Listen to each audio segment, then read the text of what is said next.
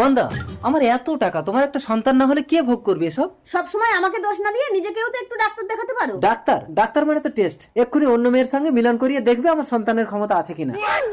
আমার স্বামীর চিকিৎসা করব, কিছু সাহায্য করবেন? কি হয়েছে তোমার স্বামীর? অ্যাক্সিডেন্ট, অপারেশন করতে 50 লক্ষ টাকা লাগবে। ভিক্ষা করে 50 লক্ষ টাকা হবে? তোমার ওই পেটের সন্তানটাকে আমাকে বিক্রি করে দাও, আমি 50 লক্ষ টাকা দিচ্ছি। টাকা দিয়ে সবকিছু কেনা যায় না নন্দন। টাকা দিয়েই সবকিছু কেনা যায়।